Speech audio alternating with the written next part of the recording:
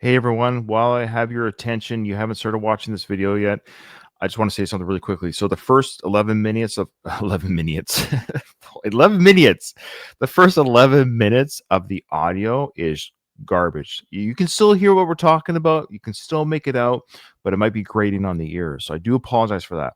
The fix comes in when I realized that people were watching us live and they're saying, "Hey Ryan, this is coming in bad on all your platforms."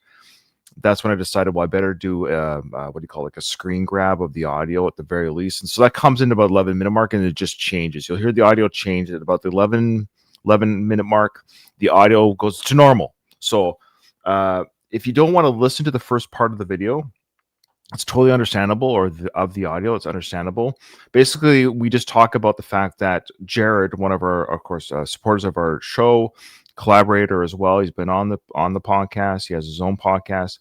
He found at a garage sale or something a autobiography that Sly wrote about his making of the Rocky film. It's an incredible find, and we mentioned how you can actually read that as a PDF file on the internet if you can't find the book. That is available for free online. So we talk about that, and then his email kicks in, his voicemail. It's about 6 minutes long. That's all clear, by the way. I have the original audio, so that comes in clear. So you can listen to Jared's journey about that's a really fascinating story. So please listen to that. And then we start talking about the audio voicemail that Jared sent, and it's after about that the audio itself is just fine for the rest of the show. So it just gives you some context. And then at the very end, my unrelated to the audio fix that I fixed later, I was like looking for something. I was looking for the trivia book, and I pulled out my headphones, which like upset the audio. And Katie was in the middle talking about something. Kyle was in the middle, and they were talking. And anyways, all the audio got muted, so the show just ends abruptly.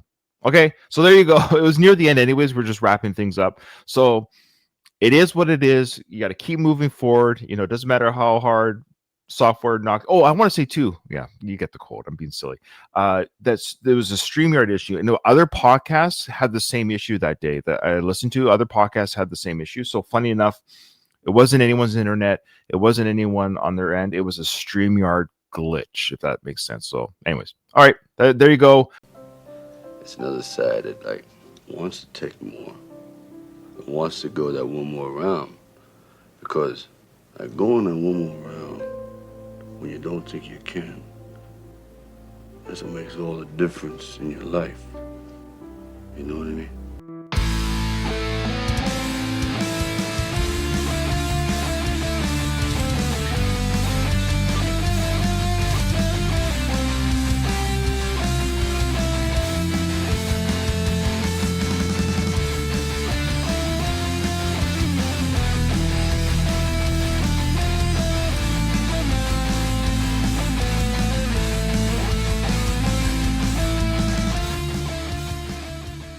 Hello, everyone, and welcome to another episode of One More Round, the Rocky Series podcast. I'm your host, Ryan, and with me, we have the lovely Katie and the lovely Kyle. Welcome, everyone. How you guys doing?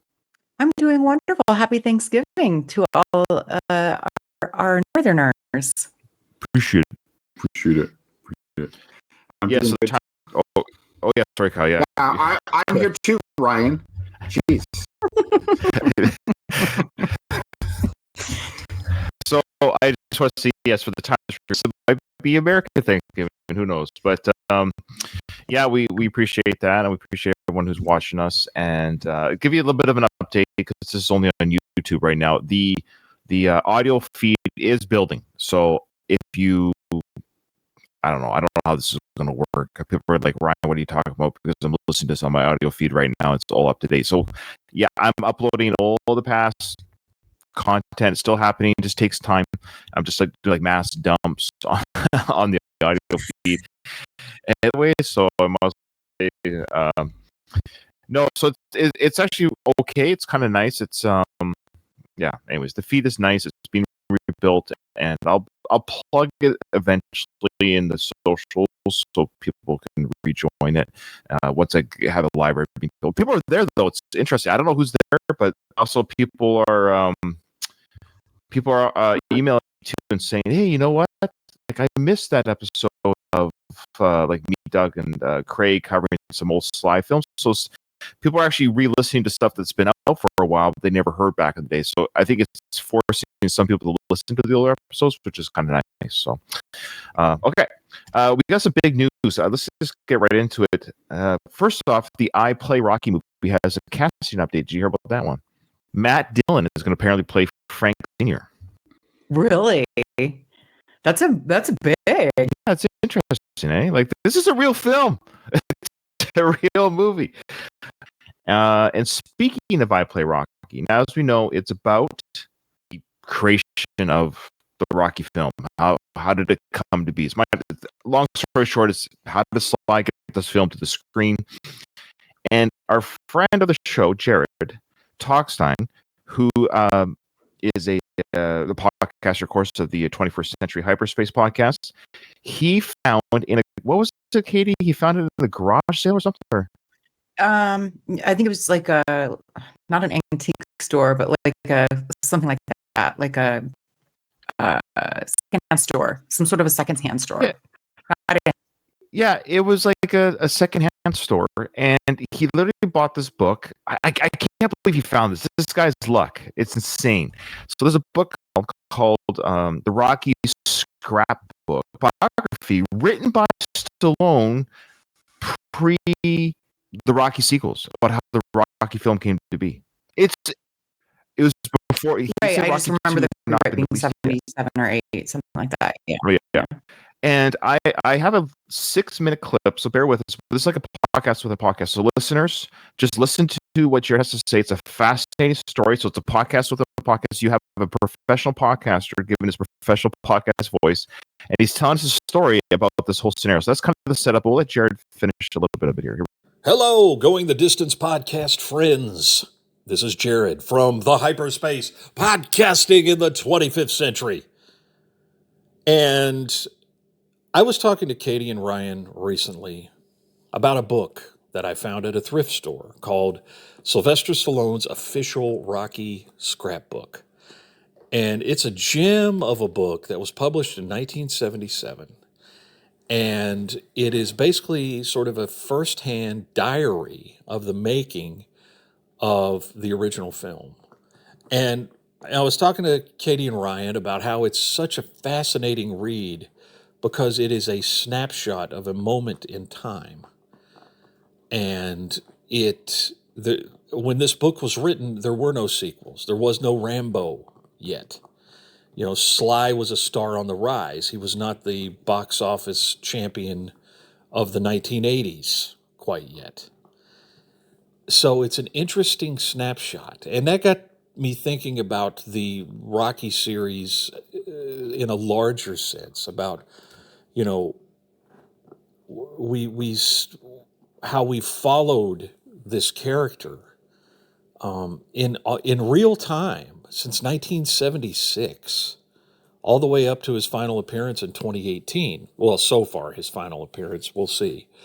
But, you know, when you stick with a character for that long, and I'm not saying that, you know, younger people can't come to Rocky later and binge them and watch them, but when you are people of a certain age, I found Rocky in 1982 and Rocky 3. So I've grown up. I was 7 when I saw Rocky 3. And I have grown up with Rocky as a presence in my life. Rocky is a character in a film. He's a fictional character, obviously. But when you have a connection to something for so long, something else starts to happen. It's not just being a fan. It's not just wanting to collect all the stuff from the movies or that stuff. I think there's something deeper happening where you feel like Rocky is your friend and your companion on your own life's journey. And I think that's why it resonates, because you see Sylvester Stallone as a young man in 1976, and you see him as a man in his late 70s in Creed 2, and it's the same guy. And he has, Rocky has lived, and we've witnessed some of his biggest moments. We saw his, his first fight with Apollo. We saw his marriage to Adrian. We saw his kid being born. We've been with him through these milestones. We saw him rise to the top of wealth and fame, and we saw him brought low. And we've seen him in the aftermath of his wife dying and what that looks like.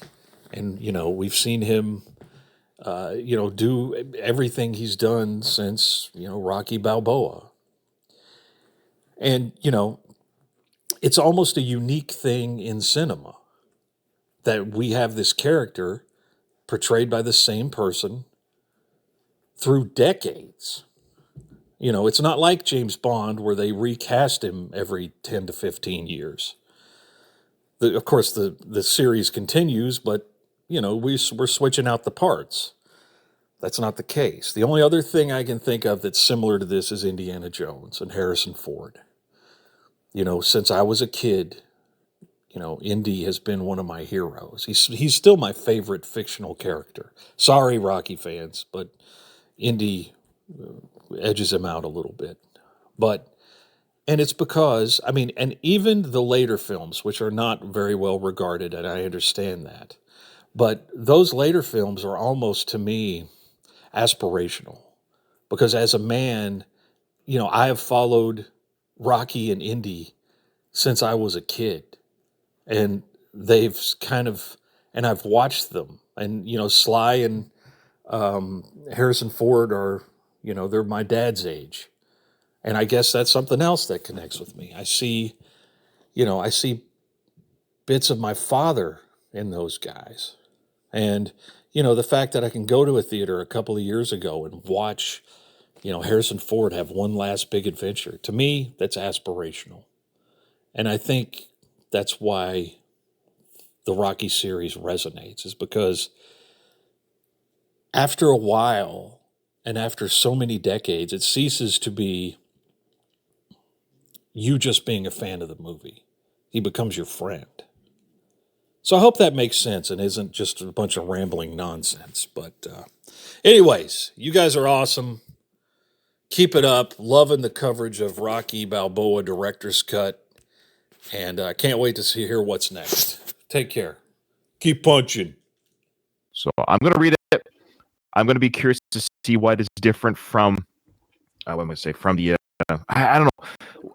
Any thoughts off the top? The stories in that book are different than the ones we've read over the years, or what do you think? Well, I am very curious to see, because I'm going to read the new book that comes out also. So I guess my curiosity is how those differ. And I know there's like way more of his life in the new book. I mean, the book that Jared was just talking about was a very small period of time. Like he made Rocky. He was the nobody and he made Rocky. So it'll be like probably specific to that story. I don't know. I kind of wonder. He wasn't famous yet, so I'm curious if we'll get like maybe a more honest, less ego-filled story of that making. Yeah. Kyle? Sly stories tend to evolve over time. Mm-hmm. The same, you hear him in interviews tell the same thing, but facts change. So I think anything and this is a lot of this shit's been regurgitated so many because people have been asking him these questions for 50 years. And so I think most of them should be familiar, but also they'll be a little different. Yeah. Well, I'm excited. I'm excited for the movie, and I think we talked about this. So Peter Farrelly is directing it. What source is he using? I would suspect or hope maybe he's using the book, but I don't know if he's allowed to. Like, how? Because don't you have to like say based on XYZ, or if it's not based on the book, where is he getting the story from? Well, there's a lot of this is public knowledge. It's been made available. Mm-hmm. So you so there's no rights to public information, so to speak. Is it just info that you could just kind of Google and grab? You don't like, I know movies don't have to source it, but you know how some true stories are based on this book or this account or this biography. Well, like I don't know if you guys watch the Ryan Murphy's, like the monster series that are on Netflix, like the new one is the Ed Gein story. I want to watch that. Yeah. It's good. I've seen the whole thing. Plus I like, what's his face? Charlie Hunnam. Sure you do. Mm-hmm. Well, and he has already been announced to be, the next series is the Lizzie Borden one. Yeah. So Charlie Hunnam has been announced to be her dad in that one. Wow. But Charlie and then Hunnam, there was the English guy. Is he the guy in Sons of Anarchy? Yeah. He plays Ed Gein. And then what was the first one was Dahmer, and then there was the Menendez brothers. Anyway, those don't follow like history very closely, so to speak. Like that's like a criticism of those, but it's not a documentary. It's a movie. There's a difference, I think. Sure.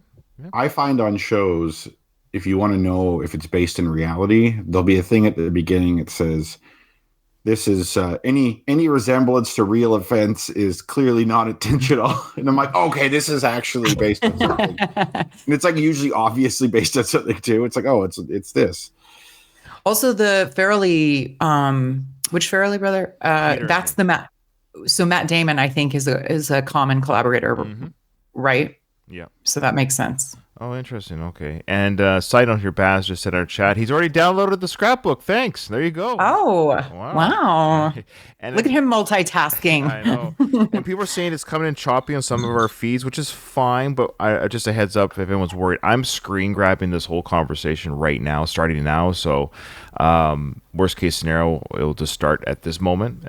Because it's coming through clear on my computer, so I don't know what's going on with the feeds, but I think StreamYard captures the best quality, and then it spits it out to the other venues, so to speak.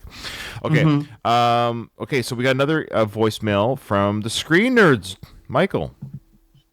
Hi, Ryan, Katie, and Kyle. This is Michael Burgett of the Screen Nurse Podcast. Great work as always going through Rocky Balboa. Just wanted to share some thoughts on this latest episode.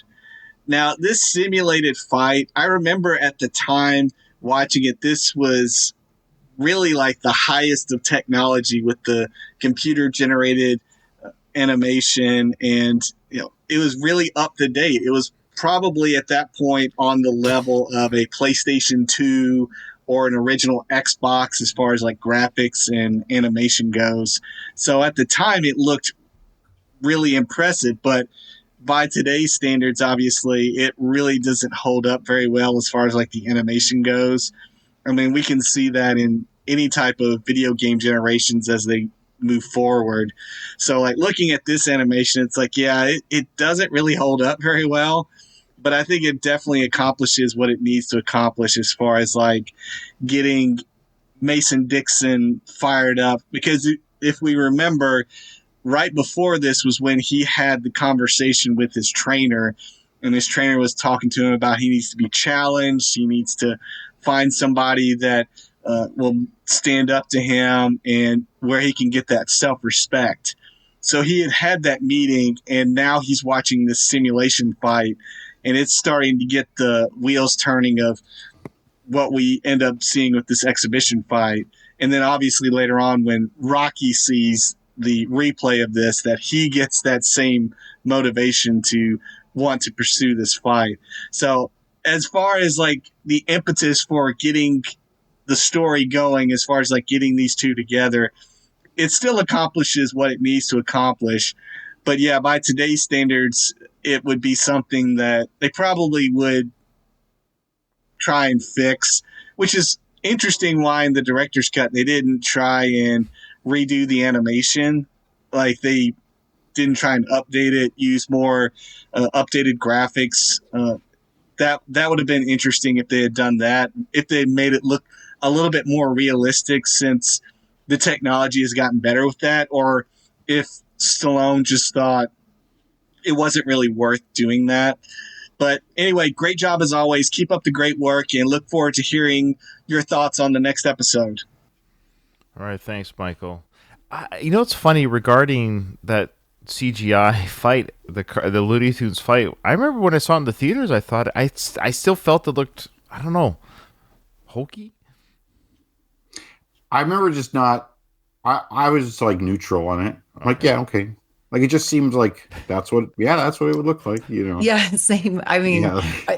I don't. That's interesting though. You have maybe a more keen eye to it, Ryan. That's not my jam. Like Maybe. effects aren't my. I'm I Team don't really care Paulie. that much. I'm Team Paulie. It's a Looney Tunes fight. What? It looked silly. It was a goofy fight. I don't know. I love the whole. I don't know, the crowd cheering, and I don't know. Well, yeah. Anyways, okay. So thanks everyone. If you want to send us a voicemail, all you gotta do is go in your voice app on your phone, talk in your phone, and then you say share, and you put in the email address of our show, and off she goes. Okay. We also sell feet pics, so please inquire. Send selfies. Reasonable prices. That's right. Reasonable prices. All right, we appreciate everyone's support. Appreciate it. All right, here we go. We're getting into a very big scene in the film here. We just, of course, if you remember, Rocky gave little Marie a light bulb. Remember, and you know the big flash in his eyes and sly. Let there be light. Yeah, let me light. And then there's that big, the improv line where he goes, "Whoa!" and stayed in character a little bit, but it was honest reaction to the bright light. And now we're going to Rocky at the grave.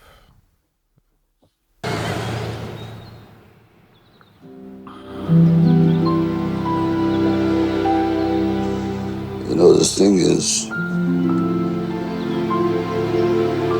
know you're gone as I visit your grave. But I keep expecting you to be waiting at home. I never knew I could have these kind of thoughts. It's like... Now, before we continue, I'm 90% sure this is director's novel? This is the first time I've seen this. Okay. For sure. I would remember that. Yeah, good point. I kind of sometimes forget, and because I don't know this movie that well. But yeah, I think you guys are right. This is new. So Rocky's mourning, of course. Sometimes I expect you to still be home, and that's very common, of course, for anyone that's lost, even the pet. Mm-hmm. You expect your little dog to come around the corner, or you expect your loved one to be in the kitchen, but they're not there. It's yeah. In fact, Bruce Springsteen did a very poignant song about this. So if you've lost somebody, you want to cry, or lost something, and you want a good cry, download or listen to the song "The Missing," or "You're Missing" from Bruce Springsteen's album "The Rising." It was written in regards to 9/11, and the whole just talks about how like everything there in the morning is there as you left it, type thing, but you didn't come home from that event. Yeah, it's but it paints that picture of you're missing. This is Rocky's playing this on his iShuffle right now as he's at Adrian's grave. Yeah, it's only been 4 years since she died. No, sure. So it's like, yeah, like your longtime partner that was like, especially for Rocky, everything to him. It takes time. Some kind of crazy game like God is playing. And I'm gonna go home, the lights will be on. People yell surprise and out steps you. That ain't never gonna happen, but I keep thinking it will. Okay. I try talking to the kid when they think we're just going in these different directions, and everything's going in a different direction. It's like I ain't done nothing right since you left.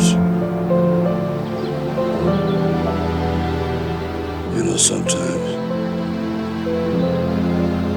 I think I almost hate God. Yeah, that's so... Wow. Hey, Rocky, sorry, Stallone, you're the writer-director. Yeah, a really powerful speech, good moment, very poignant. I'm angry at God. Let's cut it. Yeah. Also, it gives us an indication as to at least my frustration with this movie is like, what happened? He kind of alludes to it here. Like, since you've been gone, I haven't been able to like connect with our son. Yeah, like Adrian was the medium between them. Right. And you do hate, if you believe in a God and this kind of shit happens to you, you would say or feel those things. I feel like that's a natural. Yeah, great. Yeah, this is needed. Why did they cut this? Sly, we've said it before. He's the worst. He's the worst at editing his own stuff sometimes. He's so weirdly... He's such an edit whore. I got to use a bad word, Sly. You're a whore. Yeah, it's because I wonder if like vanity, because I feel like I would be vain too, but like the way I was just thinking the way that they shot that, like he had his head in his hand, just kind of saying it, like mumbling almost like you would when you're just having this conversation with a person. And that seems more normal than a more projected him sitting there like speaking to the audience. And I feel like that's what we got in the cinema, the theatrical version. I just don't know what his thought process is. I'm like, that's a powerful scene, great dialogue. That again, 20 seconds, 30 seconds. No, we got to get rid of that. Too much.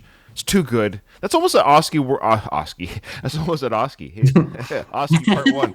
It's almost an Oscar-worthy performance. Yeah. Like, that's great acting. Yeah, and we got information that we needed in it as well. Like I'm going in different directions. My world isn't the same without you, and because of that, and you're not around to anchor me and my son and our son. We're all over the place. We're losing each other. Like, yeah, you're the anchor that kept us together. I know it kind of spells it out, but it spells it out. Things have not been the same for everybody. And then he hates God. I don't know why, but hearing Rocky say that, that's a really oomph moment. So maybe that's why he took it out. Maybe it's too much because remember when he was holding his cross, even though I still believe, he goes, yo, I don't do that stuff no more. So maybe the fact that we're seeing Rocky lose his faith a little bit might be too much for Sly. I don't know. Yeah, maybe he didn't want to leave it at that. I don't know what else they took out of this, but like he doesn't reconnect with God at any point in the film either, right?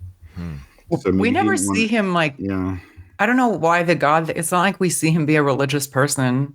Well, it's sort of like he's like prays before fights and stuff like that. And he always sees Father Carmine for a blessing. Like he's kind of hardcore religious, but fights. Like he does show some religiosity.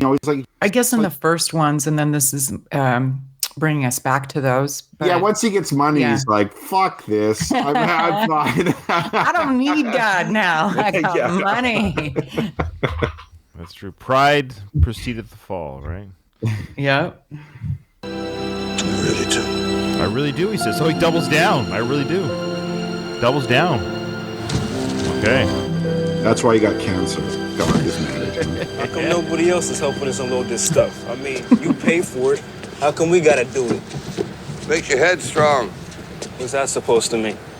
Well, I think working hard makes your head strong.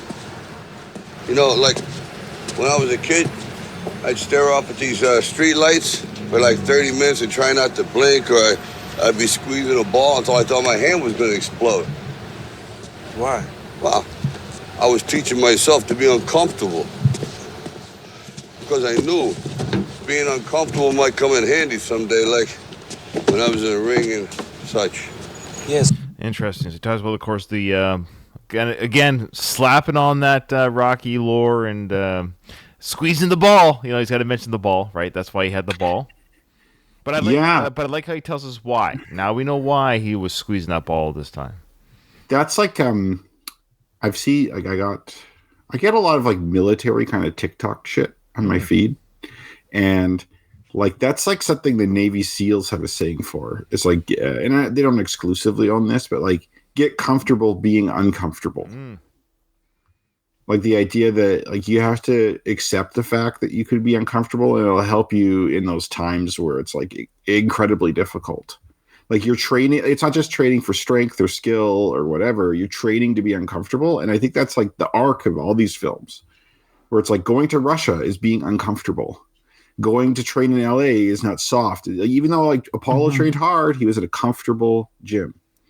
You got to go and be uncomfortable. That is like a huge element of his training. Or even in the Creed films, he takes Adonis out into like the desert because it's uncomfortable. And you're got to be, when you're fighting in the ring, it's uncomfortable. Really good point. I also don't recall Steps observing that, hey, you bought this food. Why do you have to haul it in? Like, is that new? Is that a director's cut? Yeah. That is new. It's new. I have seen this scene before in the deleted scenes. That's maybe what I'm thinking of then, because that's okay. You know, and it's like Steps is not really working that hard. I'd like to point out. I don't think he's used to hard work. An obligatory box. Yeah, that's true. He's not helping at all. He's not doing nothing. Okay, so I think this is the scene. Let's see if we can find it, because I love investigating this, where he hints at his parents or his dad being in jail. Yeah, the Arches. And he talked about the McDonald's executive training program. No, it's either that or the Arches did refer to the Philadelphia prison. Oh, is it in Philly? I was just okay. I looked that up, I think, in the old podcast. Yeah, that's right. Yeah, it was like it's not. I don't know if it's in Philly, but it's in Pennsylvania. Oh, okay. So that could be. It's like one of the really early prisons. It's really archaic. So Rocky / Sly, who wrote the script, it has to refer to something. So it must be jail. So it's such an odd thing that he doesn't. It's weird that Sly wouldn't just out and out say my dad was in prison. But then it's Rocky's way of saying the Arches. Like it's vague and odd. Like so maybe it's a local thing. That's the thing. It's a very local dialogue. Like that's the people there would know what it is. Yeah, but that's an interesting thing to introduce to us after all this time. Mm-hmm. Like that was a specific choice to leave that in, but then take out. I don't know. I always thought that if he was referring to that, it always kind of not unsettled me, but just sort of like, I don't know how I feel about that. I have some fan fiction. Oh. So remember when Rocky in Rocky 2 is trying to get employment and they asked him how far he got and he said 9th grade? Mm-hmm. My theory is that that's when his dad went to prison and he had to go get a job to help support the family. Mm-hmm. And but it feels like he's getting a job following in his father's footsteps, because my fan fiction is that his dad was also a collector for the mob, and that's what ended him up. Maybe that's why Gazzo likes him so much. Oh. Yeah, I'm sure Rocky must have. We've talked about this before. But Rocky must have done prison time because he has like a felony record for assault. Mm-hmm. Like he must have jail time. Jail time. I don't know. Like maybe he didn't do like actual like years in prison, but he's probably done a few like 90-day stretches or a year or something. Nothing like that. worth bragging about. Yeah, exactly. So Louise just brought up that Steps is the very worst character in the entire Rocky universe. Even the sternal bums from Part 3 have more heart. Yeah, you know what? To me, Steps is a pretty typical fucking teenager kid. That's why I give him. I agree. Like you bring up a good point, Louise. But Steps seems like more. He's got better acting skills than our. I don't know. He's not even the antangonist. Tarver is the worst, I think. But I know Steps is such an odd Rocky character. Who's a better character, Steps or the redhead in the front row? I heard cheap, real cheap. You know, Steps to me is like the character makes sense because he's like probably a kid who's a bit mad at the world because he like his dad's gone, mom's working all the time, they're living kind of hand to mouth. He lives in like a shitty part of town. Like, he hasn't had anything modeled to him like, hey, get a job, work hard, do this, do that. It's like he doesn't see that in his world. It's like, he's been slighted. It may or not be true, but like I can see why he has this attitude. It obviously needs to change, but I'm like, it makes sense how we got here. And Rocky's, because he can't connect with his own son, taking Steps on. Yeah. Yeah. He'll connect with anyone else, like Adonis Creed or Steps or Tommy Gunn, you name it. Now let's listen to the. It's been a while since I've heard this. I think maybe since we recorded this back in the original run. So I'll be interested to hear what that dialogue is for the Arches. So why are you telling me all this? I'm just making conversation. Yeah, you don't need to. Who should I be talking to? The pigeons? I wonder if he threw that in because of Mike Tyson and his pigeons. Oh, yeah, maybe. I think he's just, He would Sly would know all about that stuff. Yeah. That Tyson at this time was a big pigeon keeper. He was very proud of his pigeons. Ex-champion, what should I be doing? Talking to my pigeons? I don't know. Maybe it's That's how Tyson got his first fight. Is like someone killed one of his pigeons, like some older kid.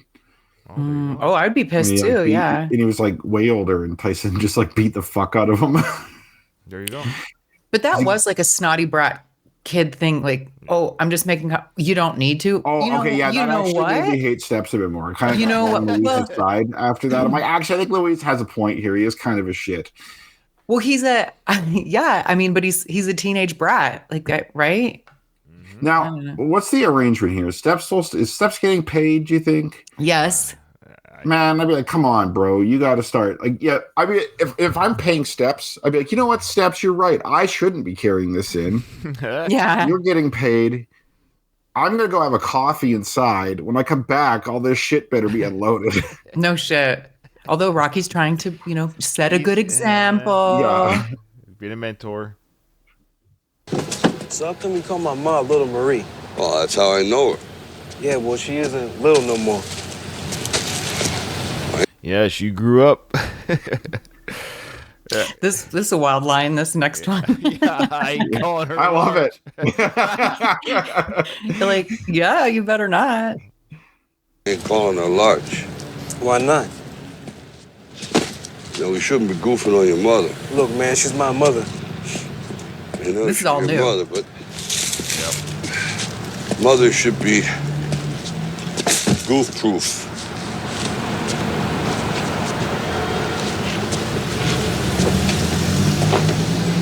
You know, heard from your father lately? Why? Just curious. Him not being around bother you? No. Not at all. No, I said it doesn't. Okay. When my old man took on the Archers, it really bothered me, and my mother took off too, like in a different direction. So My father took it on the arches. Took it on the arches. It's a really weird way of saying it. Took it on. What does that mean? Let's just. What if it means he died? Took it on the arches. My mom took it kind of hard. Maybe he's dead. Maybe he's dead. Or left. Took it. Okay, I'm going to Google on this one. Yeah, took it on the arches. Does that mean took off? Used the arch of his feet? Yeah, I leave. Took it on the arches means to leave a place by walking often quickly. It is a British English informal expression where arches refers to the arch of the foot, implying departure on foot. Can mean to depart. Phrase suggests a literal departure. Even wrong all this time. But it could mean to clear their head. But it sounds like this was like a permanent. Yeah, that makes sense. His dad took off. He's talking about Steps' dad, who also took off. Mm-hmm. Okay. Yeah, okay. So the arch he left the family. Is officially dead. That is officially the wrong theory. Yeah. So he just now, did I take credit for it earlier? No, I'm going to say no. That never happened. So they're able to connect on. They both have deadbeat dads. That's what this. Yeah. Dad, and he kind of has a deadbeat mom too, from the sounds of it. Mm-hmm. Yeah. Like mom went off a different direction. Now we're going to give mom a little bit more credit because she's stuck raising him, but still. Yeah, well, he's saying that's why moms are goof-proof, so he's not going to talk shite about his mom, but he's kind of saying my dad, yeah, he took off. So interesting. I'll point out in Canada, goof is like a real insult to call someone a goof, especially in prison. Like in Canadian prisons, goof means like a bitch, like you're someone's bitch. Oh. Yeah, I worked with some ex-cons at one of my jobs. So I was like, anyways. Setting up their finances. Yeah. No. Like when I was in university, like doing labor jobs. I was teasing, but yeah. Mm-hmm. All right, so I'm glad we went one more round. We would have let our. We needed it because it did bum me that potential storyline always sat not quite right with me, and so him taking off makes way more sense. Yeah, agreed. Okay, now we have it. Now we have Rocky lore. Rocky did not have a good upbringing. Okay, but that we kind of knew. But now we have official canon that his dad took off and the mom didn't take it well. She was probably an absentee mother, though physically there. Mm-hmm. Yeah. I can understand, but So what you do? Nothing is, nothing you can do. It bothers me. It still does. But what do you do about it? Cry every day. You take your lumps. Like, everybody's got lumps. It's like a lumpy life, period. For you, wow, you're really lucky. You got a mother who loves you, and she ain't quitting you. So again, he's talking about his life. You're lucky. You got a mother who loves you. She's there for you. She ain't quitting you. So maybe pay her a little bit more. You're lucky to have that at least. It sounds like Rocky didn't have either. I feel like with teens too, when you say this kind of stuff to them, they always seem like they're like, no, whatever.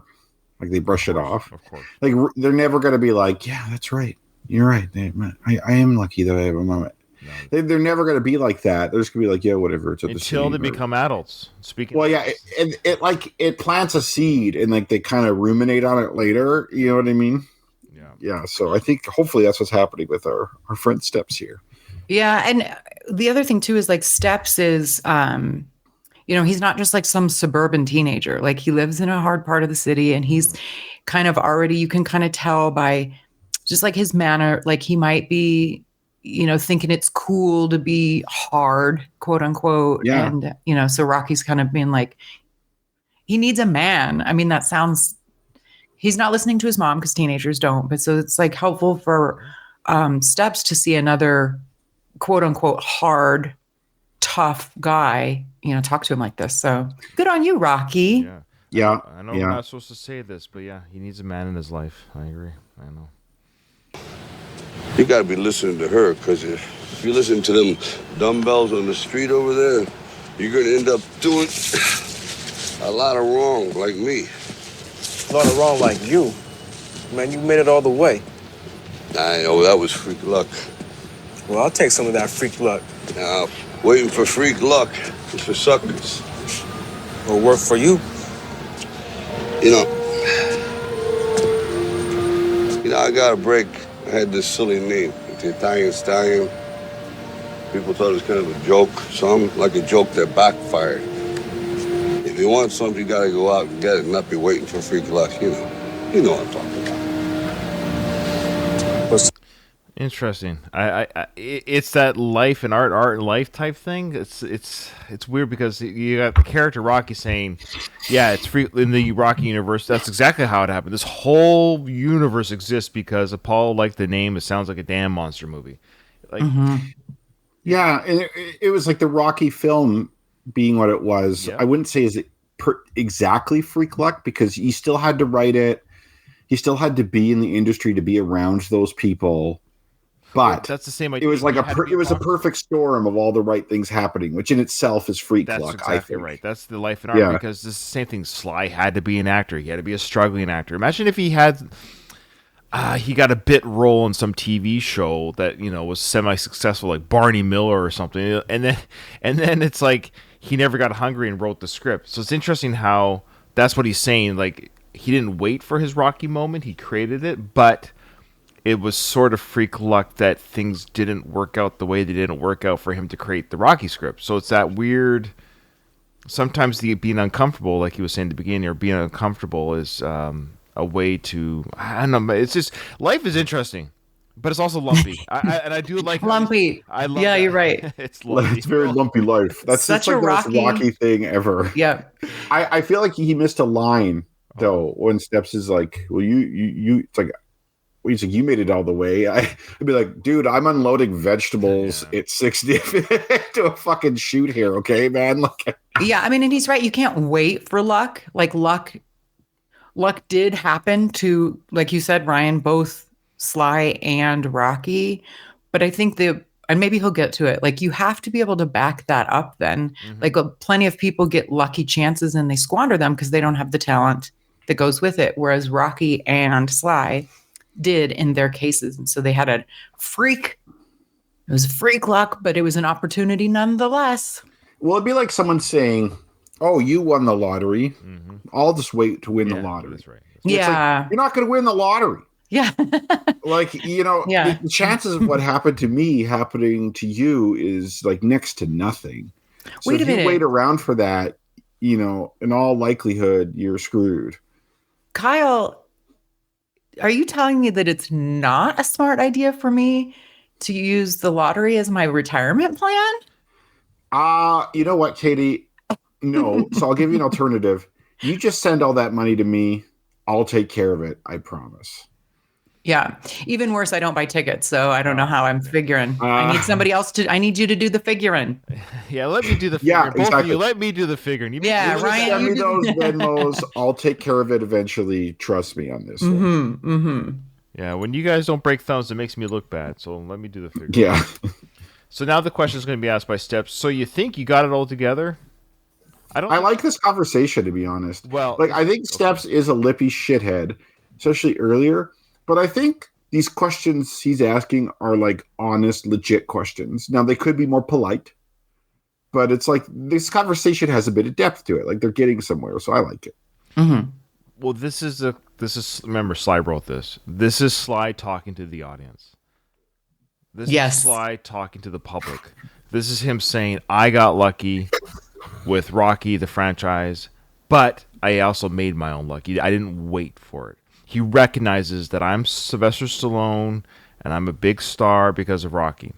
Also, this is so then this is the audience. So you think you have it all together? You think because you have a beautiful wife and daughters, you have it all together, whatever it is. Again, this is Sly's interview to the audience, to the public. He always does this, but it's great. Yeah. So let's see how, quote, Rocky answers this question, but it's going to be Sly through Rocky's voice, is my guess. So you think you got it all together? Would I be climbing into a hole in the cement if I had it all together? Would I be doing Rocky Balboa because Rocky 5 bombed if I had it all together? That's kind of what he's saying. Like, would I be crazy? Because at this time, Sly was not getting any scripts, nothing. He was dead in the water, kind of. He recreated his brand by re-investigating, the well. So you know what? I got a more story to tell. I want to fix Rocky 5. Because if you look at his filmography between 93 and 2006, it's not very good. Or sorry, he had 96 to 2000. I was going to say 90. He had some stuff in the mid 90s. Remind me, was the new Rambo, because they came out around the same time. 2008. So this was before the new. Okay. Rambo got greenlit because hey, you remember what you did for that Rocky movie when you're old and you reinvested? Do that for the Rambo one. Okay, I'll write and direct that. And he did, and it did well, so there you go. Yeah. To his credit, Sly did, and then we got the Creed films. We wouldn't have the Creed films if it wasn't for Rocky Balboa. It's insane. It's actually kind of so. To Sly's credit, there's no way Coogler would have made Creed had Rocky 5 been the last. Right. People would have been like, "No, this franchise is dead. We're not touching this." But Rocky Balboa, this character's good. That it reinvigorated the character for sure. And it was like a little bit of a test too, to see if people still cared. Oh, they did. After all, do people still care about Rocky? We talked about this before. I believe Rocky 5 still made more money at the box office with inflation than Rocky Balboa, I think. Yeah. Really? Yeah. More tickets were sold for part 5, but I have a theory for that. Ruben, my brother Ruben, remember him, the original host? Hi, Ruben.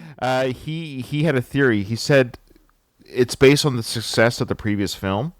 Well, totally, yeah. So 4 was but then word of mouth takes over. So what happens? Rocky 5 comes out because 4 was so much fun. Then people are like, "Oh, this isn't like 4 at all." And then it dips quickly. Rocky Balboa, it was a decent box office, but people were hesitant and worried, so they didn't show up. And then it built over time. Oh wait, this is good. So it's been the long burn of a good film. Does that make sense? It's never dipped. I wonder if like DVD sales are a lot higher. I think so. This is a more extreme example, but like Shawshank Redemption is bombed bombed in the theater, but it went nuts on I guess VHS or even DVD sale because it was on TBS and stuff all the time as well. It's considered such a good film now because it is. Well, it is the highest rated movie of all movies on IMDb. Yeah. But it's apparently one of the reasons it came out at the same time as another popular film. I can't remember. In the theater, so there's competition. There's competition, plus it's the name. People didn't like the Shawshank Redemption. People had a hard time saying Shawshank, apparently, which I don't get, but it like you hear them bitching about it. Like if you hear the actors and stuff. So it's like, I wonder if Rocky Balboa, like people, because like Blockbuster was still around when Rocky Balboa came out. Like I wonder if people were like renting that movie and watching on TV more and like it made more money that way. I just want to say that I was one of the original that saw it in the theaters, Shawshank.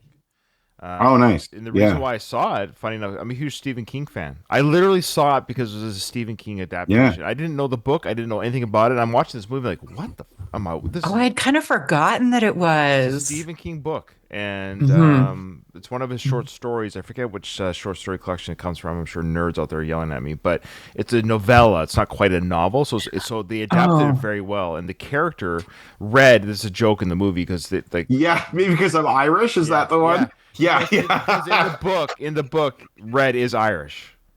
Like Red is Morgan Freeman's character. Yeah. So Morgan Freeman's character is a white guy named Red who's Irish in the book. So that's the inside joke for the film. It's like, why do they call you Red? Because I'm Irish, which is exactly true. That's why he's called Red in the book, because he's Irish. So that's kind of the joke, yeah.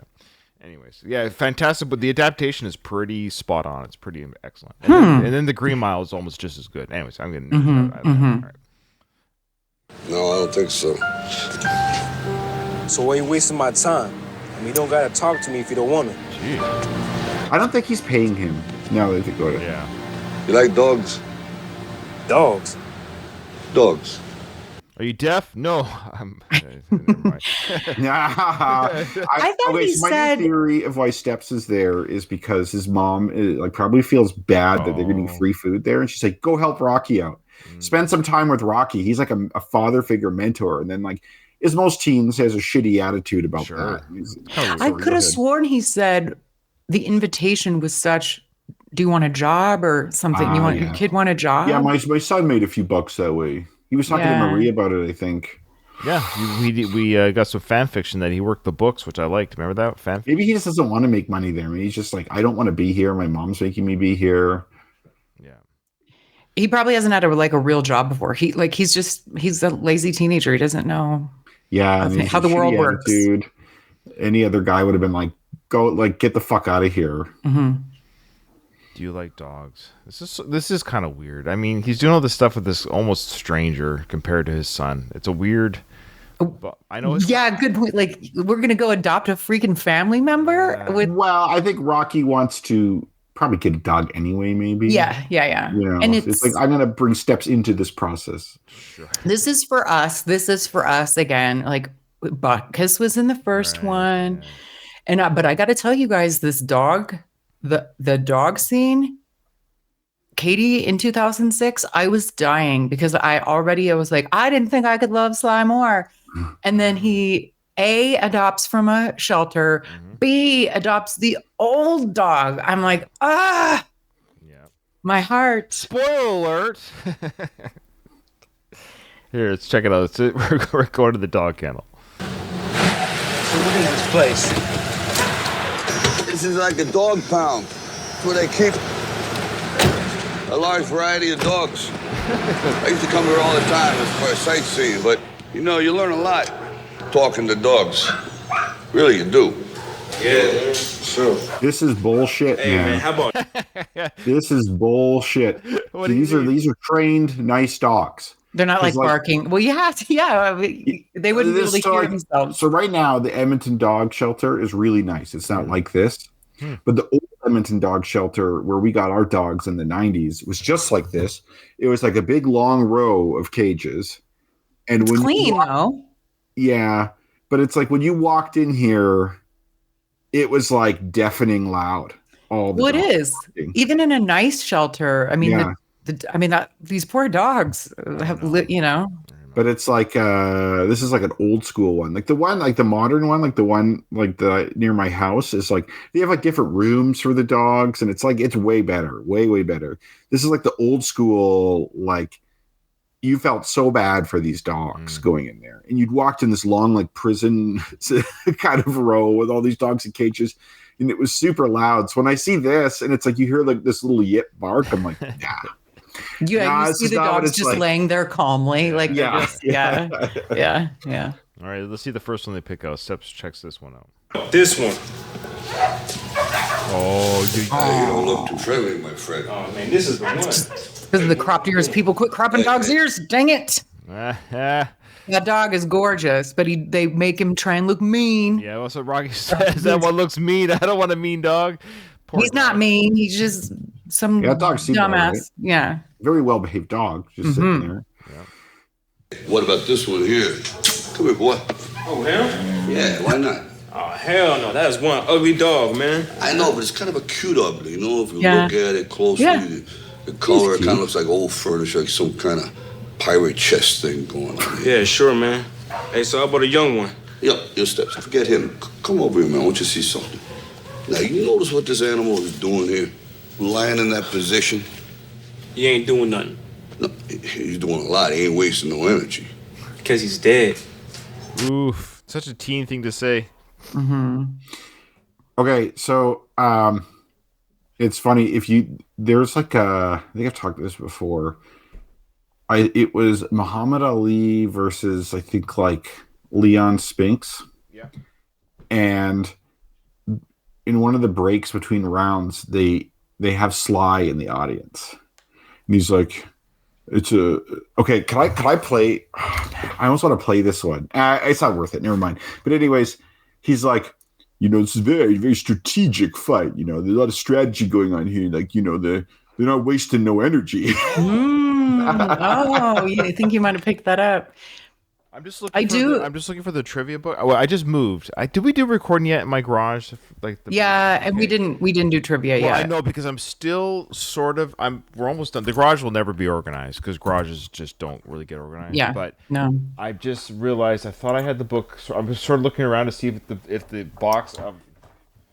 So I just want to let Rocco know. Rocco, we haven't forgotten the trivia. It's going to have, even if we do the 30 questions on our last episode, we'll do the trivia. So okay. This is 1978. Oh wow. And this is Howard with Sylvester Stallone and Leon Spinks just about lived your movie Rocky last winter. Have you ever felt such electricity, excitement?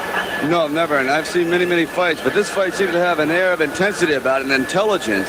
Every fight, every punch, every movement seems to be calculated to land. There's no wasted energy. I don't know, people probably can't see on the television, but ringside, the intensity in the eyes, this is almost like a mathematically precision type fight. I find it extraordinarily interesting. Fascinating, these two men. As they go. Okay, we're ready to go again. We're going to enjoy it. Let's go back. Interesting. Look how puffy his hair is. yeah. That's hilarious. I've never seen that. Not wasting no energy.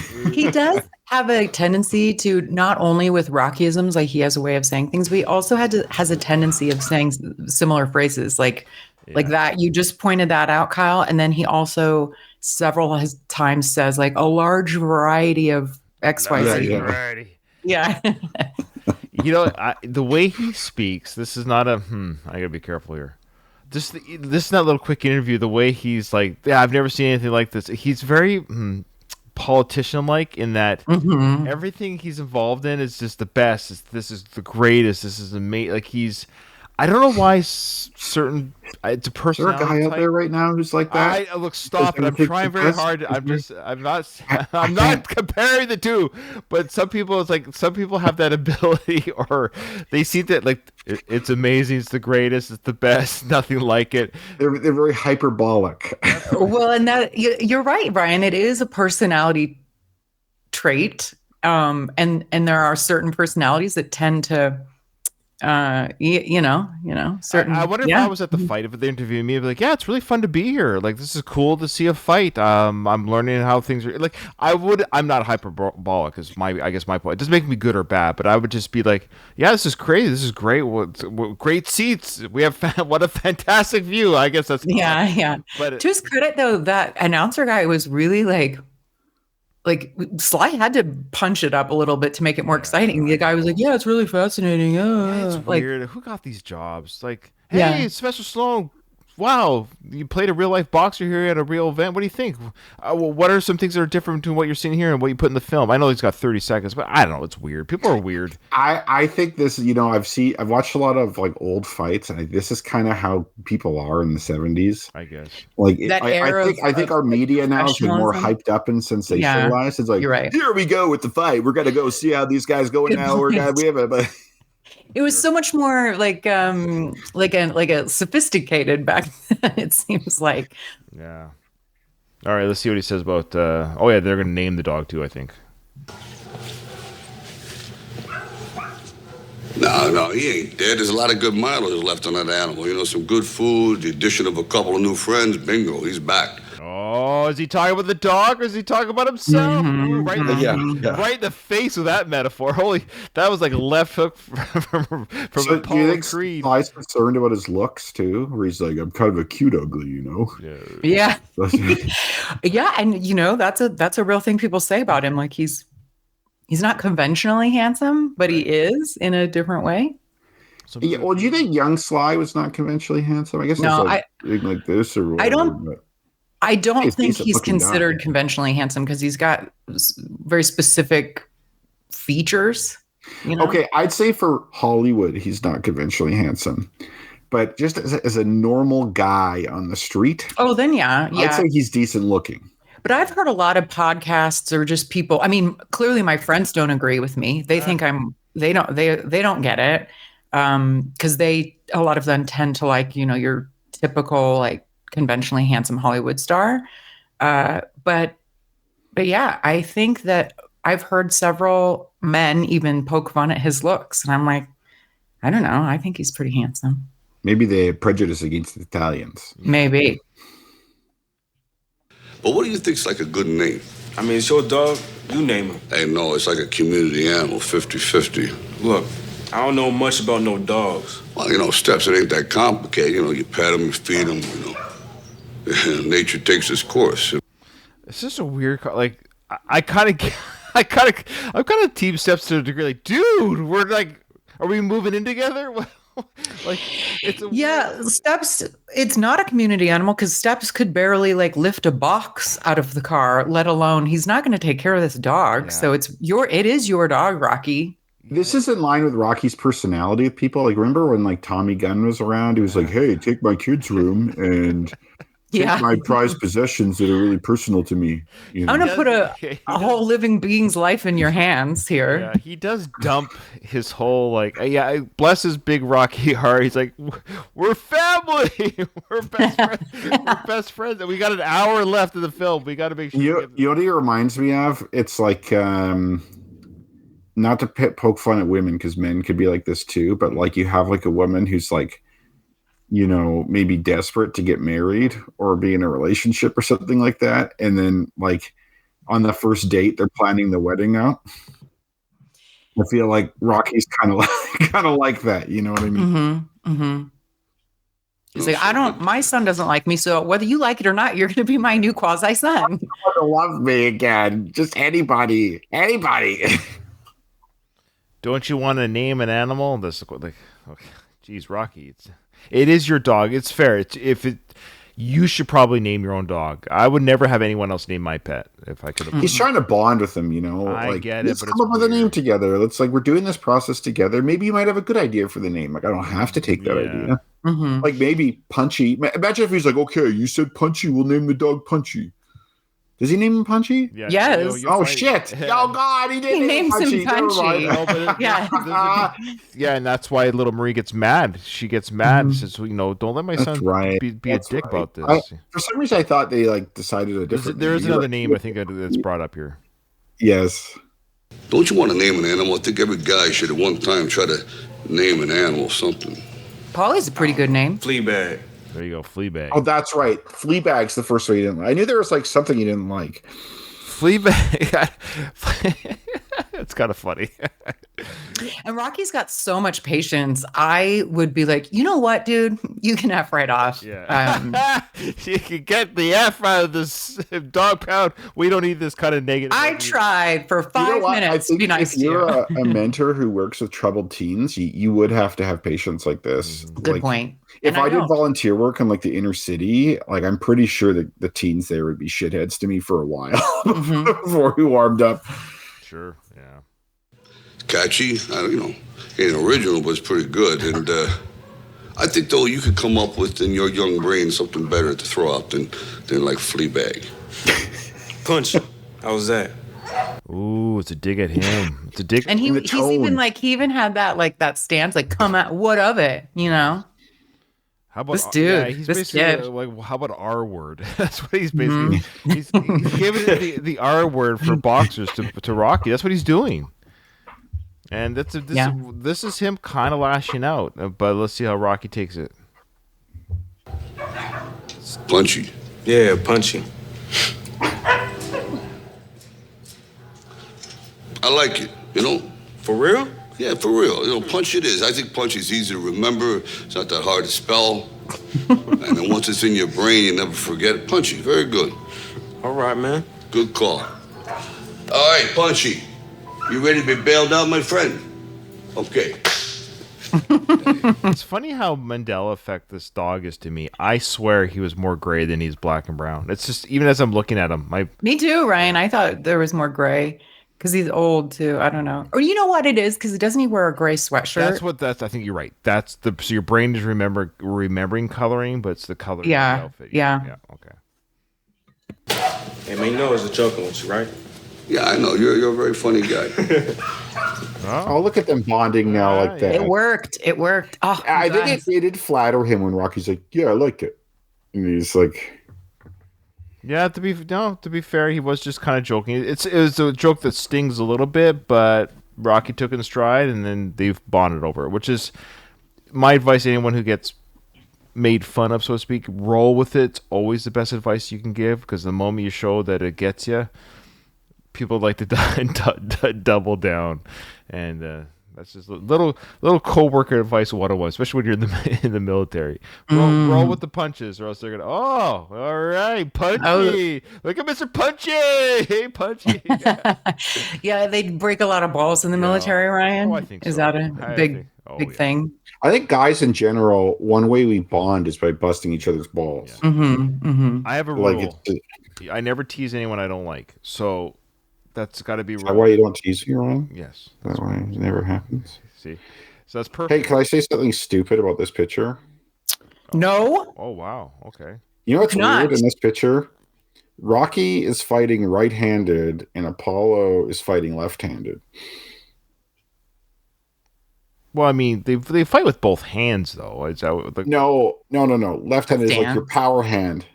Like Rocky's power hand here is his right hand, which would normally his stance would be the other way. I thought he's given a big left hook with his left hand. That's what it looks like. Wow. Yeah, but then it's like Apollo's right leg is back. Actually, no, never mind. Apollo's fighting right-handed. I'm just an idiot. Because Rocky's go wow with his left hand. Looks like a big left hook. And yeah, okay, never mind. I was seeing something that wasn't there. You could edit that out, Ryan. No. Or you could just maybe have Ryan, it replay like 6 times in the podcast. The edit.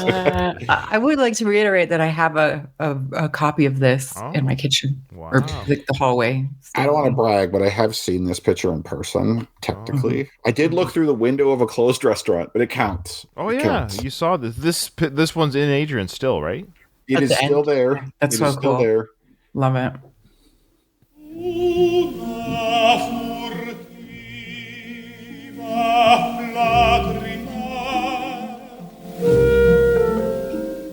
I don't remember the music. I don't remember the opera music. I think it was there. It was there. Okay. It's a nice touch. Yeah, you kind of look like him. Oh, wait, sorry, wrong movie. Never mind. You know what? I think Steps 2 here kind of shows that even though Steps already knew that Rocky was the champion, I think seeing these pictures, seeing Rocky like in awesome shape and being on all these like publications and holding the championship belt, I think he kind of realizes just like how accomplished Rocky really was. Mm-hmm. And that this is his lucky chance. Mm-hmm. Like this is your lucky chance, Steps, that Rocky was referring to. Like it's getting like, to be mentored by Rocky. Yeah, I think he's starting to get a little respect for him, you know. Mm-hmm.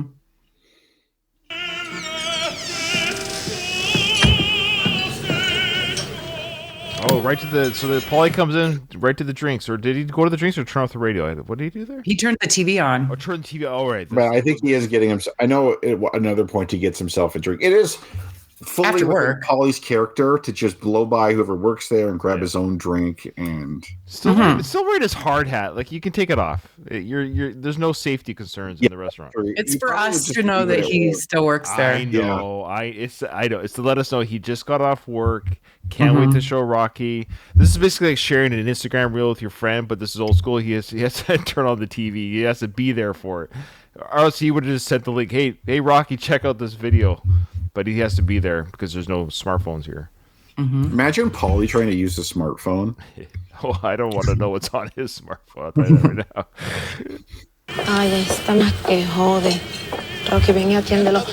Hold on. It's Louise. What does she Louise, buddy, say? put it in the comments. Yeah, I'm Louise. quite sure he speaks Spanish. Please put in the comments what she just said, and we could rewind it for you. If We can infer what she means, but I'm very curious to know what she actually the said. audience wants to know what shit she just talked about, Paulie. Yeah, I don't know if Louise is still here, but maybe something like a smelly piece of garbage or something like that. Or Yeah, it's Or in Hector, reference to if you're Paulie. listening. I know you've done some translation before. Rocky? Excuse me. Now, time out. I'm curious. This seems like it's a kind of an every. Why is she alerting Rocky that he's not harming anything? And it Just seems like this not would yet. be. I don't know. Maybe He Rocky- probably has. I would say he probably has a history of like drinking all their booze and being a jackass. And But that's allowed. He's Paulie. I mean, he's I know, the brother-in-law of the owner. Rocky probably keeps a leash on him to a degree. Yeah. You know. But he's not doing anything. He just sat there and turned the TV on. Not yet. I think this is not her first encounter with Paulie, though. You're right. You're right. Louise, that's your homework, bro, if you don't mind. Yeah. You'll have to listen to the audio version or the YouTube version because it will be uploaded in a or higher he has quality. this movie. Oh yeah, but it's the director's cut. Oh, this is here. This It's is the here in original. the. Yeah. That's the original, yeah. But you're right. It's weird that she's so like, hey, your brother-in-law's here. Can you? But I think I agree with Kyle. She's probably saying, hey, he's here. Can you interact with him before he does something Okay. like some sort of awkward outburst or just FYI, your loose cannon brother-in-law's here. Got it.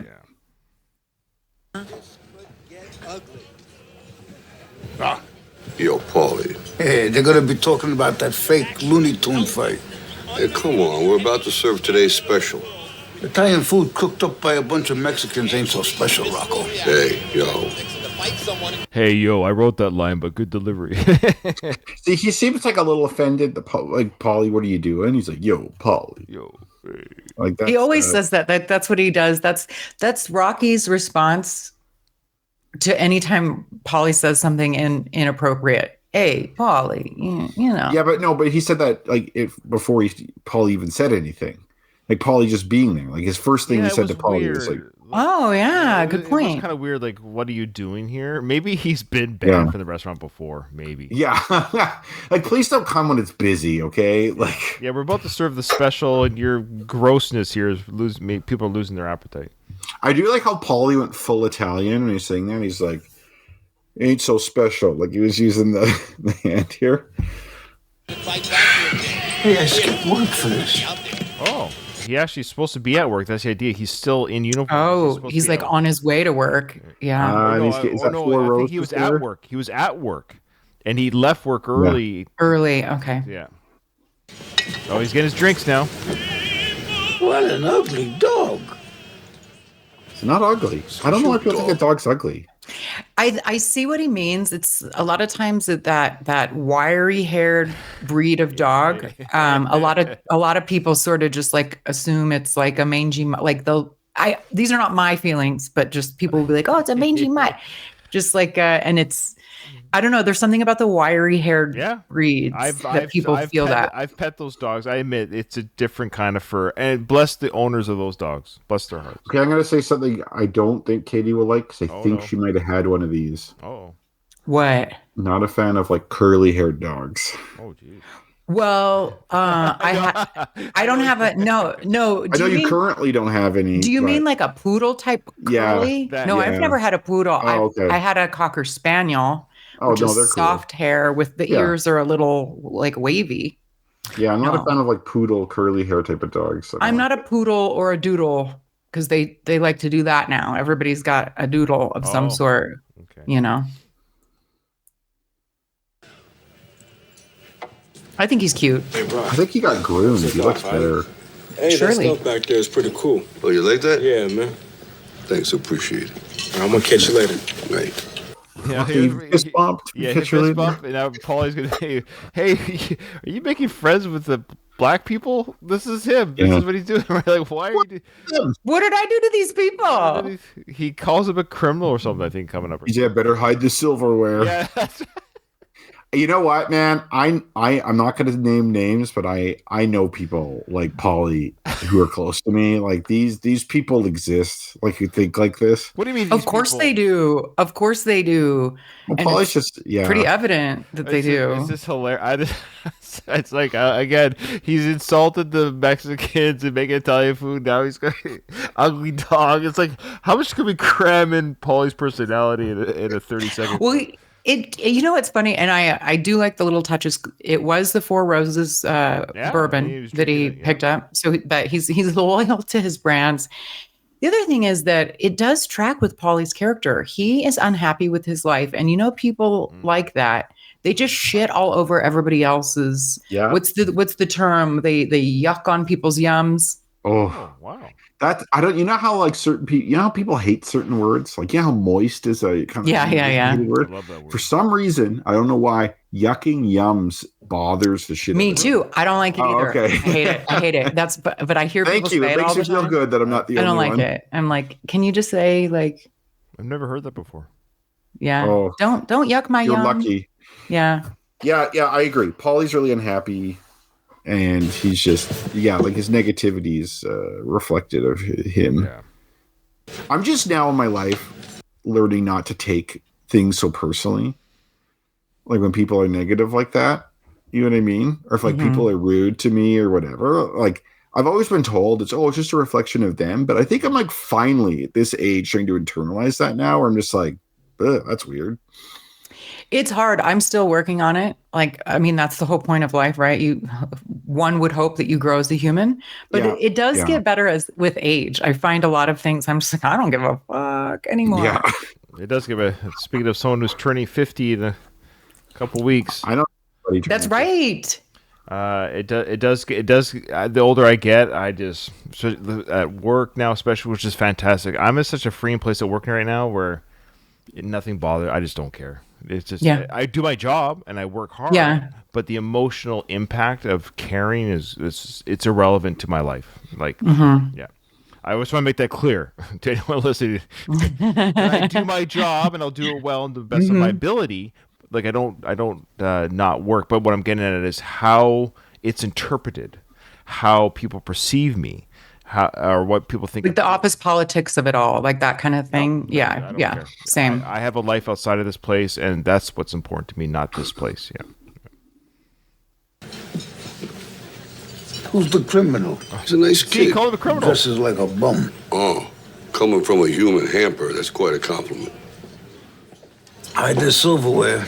That's nice. So he actually does, like I said, he calls him a criminal. Outright calls him a criminal. Who's the criminal? Like blatant racism. Yeah. Hide the silverware. Yeah. I mean, and this. Yeah. Okay, so we're gonna pause it here because there'll be more to talk about with the Looney Tunes fight, and I don't want to rush it, so we'll pause it here.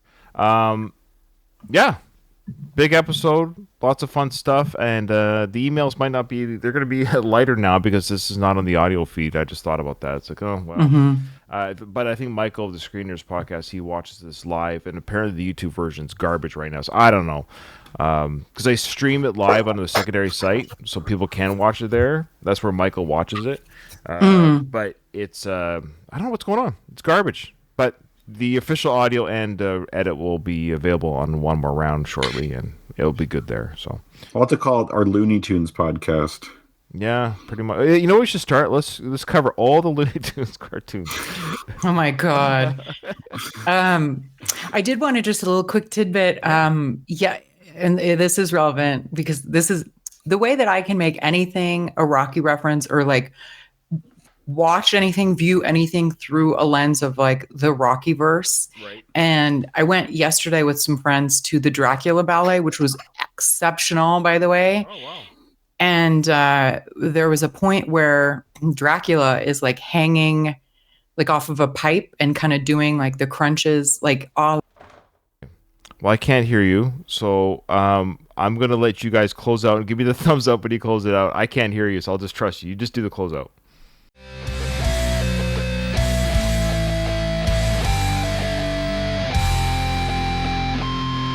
I just want to say